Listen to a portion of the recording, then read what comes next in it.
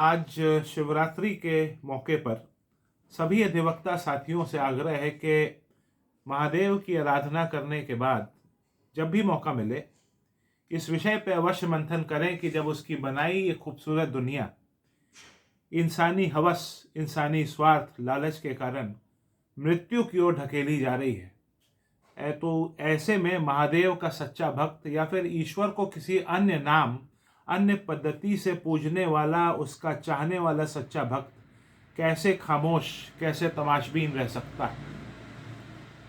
क्योंकि हम देख रहे हैं कि पृथ्वी के बढ़ते तापमान के कारण एनवायरमेंटल डिक्लाइन का वो स्तर आने वाला है, वो स्टेज बहुत जल्दी आने वाला है जब वो इरिवर्सिबल हो जाएगा। उसे रोक पाना, पलट पाना असंभव हो जाएगा और वो बढ़ता ही जाएगा। और ये स्थिति आ जाएगी 2030 के बाद वैज्ञानिकों के हिसाब से, अगर हमने पृथ्वी के बढ़ते तापमान को 1.5 डिग्री से अधिक बढ़ने दिया। यानी पृथ्वी के बढ़ते तापमान के कारण वो ग्लेशियर्स पिघल रहे हैं। उन ग्लेशियर्स के पिघलने के कारण वो नदियाँ सूख जाएंगी। वो नदियाँ सूख जाएंगी, उस पे पलने वाला जीवन समाप्त हो जाएगा। वो खेती बंद हो जाएगी। नदी के अंदर तमाम जीव जंतु वो समाप्त हो जाएंगे। ग्लेशियर्स के पिघलने के कारण जैसा हम जानते हैं कि शहर के शहर डूबते जाएंगे, जिसमें हमारे देश के भी कई शहर शामिल हैं। कई देश भी डूबने के कगार पे पहुंचेंगे। ऐसे में समुद्र भी बहुत बढ़ते तापमान के कारण निर्जीवता की ओर बढ़ता जा रहा है और बढ़ेगा अगर हमने इसे रोका नहीं। क्योंकि तमाम कोरल रीफ्स एक्सटिंक्ट हो गए हैं। एसिडिफिकेशन समुद्र का बढ़ेगा, जिसके कारण समुद्री जीवन पलना मुश्किल हो जाएगा। ये तमाम चीज़ों तो समुद्र और नदी के लेवल पे हो रहे हैं, ग्लेशियर्स के लेवल पे हो रहे हैं, लेकिन ज़मीन पे भी मिट्टी की उर्वरकता घटती जाएगी। मौसमों के बदलाव के कारण जो एग्रीकल्चर है वो सफ़र करेगा। एक्सट्रीम वेदर इवेंट्स जैसे बाढ़, सुनामी, चक्रवात, ये भी बढ़ते जाएंगे। और ये तमाम चीज़ें बढ़ने के एक तरफ बढ़ेंगी, दूसरी तरफ हम ये भी देख रहे हैं कि इंसान अपने स्वार्थ, अपने हवस के कारण पहाड़ों को खोखला किए दे रहा है। एक तो वो सड़कें बना रहा है, उसके बाद उसको बहुत चौड़ी बनाना चाहता है, जिसके कारण अब पहाड़ों में दरारें दिखाई देने लगी हैं। वो शहर नैनीताल और यहाँ कुछ समय पहले हम लोग ने देखा कि और भी कई शहरों में दरारें दिखनी शुरू हो गई हैं। इसके अलावे कोयला निकालने के लिए और माइनिंग के लिए वो जंगल उजाड़े जा रहे हैं, और रिसेंट एग्जाम्पल है हसदेव जंगल। उन जंगलों के उजाड़ने से अगेन ग्लोबल वार्मिंग पे ज़बरदस्त बुरा असर पड़ेगा। इसी तरीके से सड़क को चौड़ी करने के लिए, यानी कि अपनी रफ्तार को बढ़ाने के लिए, हम लोग उन पेड़ों को तो झटके से काट दिए रहे हैं जो कई सदियों से, कई समय से, काफ़ी समय से वहाँ पर हैं। ये दलील नहीं चलेगी कि एक पेड़ काटकर हम 10 पेड़ लगाएंगे।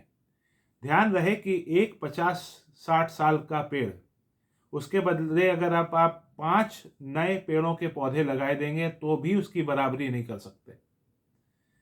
उसी तरीके से इनऑर्गेनिक वेस्ट का अंबार, उसी तरीके से प्लास्टिक का इतना ज़्यादा फैल जाना समुद्र में, नदियों में, कि प्लास्टिक के अलग अलग फॉर्म्स छोटे बड़े के कारण कभी कभी मछलियाँ और जीव जंतु उसमें फंस के मर जाते हैं, और कुछ उन छोटे प्लास्टिक पेलेट्स को खाना समझ के खा लेते हैं, और उसके कारण उनकी दर्दनाक मौत होती है।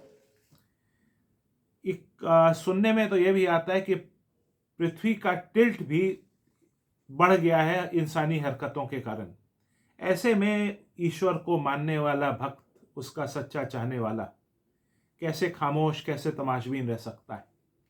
तो इसलिए सभी अधिवक्ता साथियों से आग्रह है कि इन विषयों पे मंथन करें, क्योंकि आज महाशिवरात्रि, आप महादेव के रूप में ईश्वर की पूजा करते हो, किसी भी रूप में ईश्वर की पूजा करते हो, इस विषय पे मंथन करें। क्योंकि ईश्वर को किस नाम से उसकी आराधना करनी है, किस पद्धति से उसकी आराधना करनी है, उससे कहीं महत्वपूर्ण है कि उसकी बनाई दुनिया को निर्जीव होने से बचाएं। इसलिए सभी अधिवक्ता साथियों से आग्रह है कि इन विषयों पर मंथन करें, क्योंकि जब राजनीतिक दल खामोश हैं, जब इलेक्ट्रॉनिक प्रिंट मीडिया इस विषय पे कुछ बोलता नहीं, जब सदन में पर्यावरण के विध्वंस पे कोई गहरी चिंतन मंथन नहीं होता, राजनीतिक दल इन विषयों पे रैलियां नहीं करती, धार्मिक आध्यात्मिक गुरु जो ईश्वर को बहुत सच्चे भक्त बनते हैं, जो तमाम बड़े बड़े प्रवचन करते हैं, वे भी लगभग खामोश हैं। ऐसे में आम आदमी का ही फर्ज है कि हम सोचें, और ऐसे में अगर अधिवक्ता कौम सोच ले, ठान ले कि उसकी बनाई दुनिया को निर्जीव होने से बचाने का हम हर संभव प्रयास करेंगे, तो ये धरती को निर्जीव होने से हम बचा सकते हैं। अन्यथा आने वाले वक्त में हमारी संतानों को, हमें और उनकी संतानों को और उसके बनाए तमाम जीव जंतुओं को बहुत कठिन वक्त का सामना करना पड़ेगा, और ये धरती जहाँ अनंत काल से जीवन पलता रहा वो निर्जीव हो जाएगी। तो इसलिए सभी अधिवक्ता साथियों से आग्रह है कि इस वीडियो को दूर तक भेजें, और ईश्वर के सभी सच्चे भक्तों से जो महादेव को की पूजा करते हो, ईश्वर को किसी भी अन्य नाम से पूजा करते हो, वे हमें कांटेक्ट करें और इस मुहिम में साथ आएं कि इस धरती को निर्जीव होने से बचाएं। सर्वेंट्स ऑफ गॉड के हिस्सा बने। हम लोग ने सर्वेंट्स ऑफ गॉड के अंतर्गत हम उन सभी अधिवक्ता साथियों से और गैर अधिवक्ता साथियों से भी आग्रह करते हैं जो किसी भी नाम, किसी भी पद्धति से उस ईश्वर की पूजा करते हो, वे साथ आएं और उसकी बनाई दुनिया को निर्जीव होने से बचाएं। अपने सुझाव भी हमें भेजें। हमारे टीम का ईमेल आईडी है savemother@gmail.com, ऑल स्मॉल। हम सब कोशिश करें तो ये धरती को निर्जीव होने से बचा सकते हैं, नहीं तो बहुत जल्द ये धरती मंगल ग्रह की तरह निर्जीव हो जाएगी, और जहाँ पे अनंत काल से जीवन पलता रहा, तमाम प्रेम मोहब्बत की कहानियाँ किस्से हुए, तमाम सभ्यताओं ने जन्म लिया, विज्ञान ने जन्म लिया, कला ने जन्म लिया, सब समाप्त हो जाएगा अगर हम सिर्फ तमाशबीन रहे। क्योंकि अधिवक्ता कौम एक आज़ाद कौम है जिसे कोई नहीं बोल सकता कि ये ना बोलो वो ना बोलो।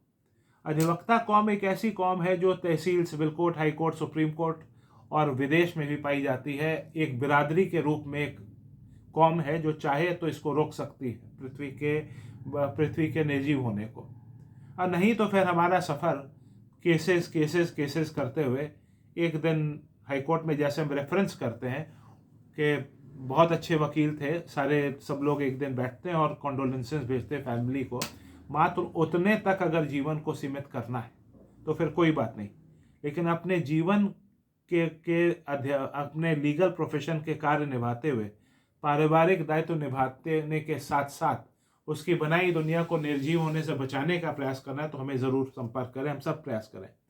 एक छोटी सी कोशिश ये करें कि सुबह से उठने से लेकर रात के सोने तक अपने हर एक्टिविटी को एनालाइज करें, और जो भी प्रकृति विरोधी मिले उसे न्यूनतम स्तर पे पहुंचाएं, और समाज को जगाने का प्रयास करें। चाय की दुकान, canteen, platform, bus station, cases का इंतजार करते हुए हर जगह इस विषय पर चर्चा करें कि क्यों हमें जल्द से जल्द इस धरती को निर्जीव होने से रोकने का प्रयास करना है, और ख़ास करके पृथ्वी के बढ़ते तापमान को, क्योंकि ये एक सिंगल ऐसा विषय है जो इसके बहुत सारे आयाम हैं, और अब हमारे पास समय बहुत कम बचा, मात्र 4 साल, यानी 2030 के बाद, जैसे मैंने चर्चा करी, पृथ्वी के बढ़ता तापमान अगर यूं ही ऐसे ही आगे बढ़ता रहा तो इस एनवायरमेंटल डिक्लाइन को रोक पाना, पलट पाना असंभव हो जाएगा।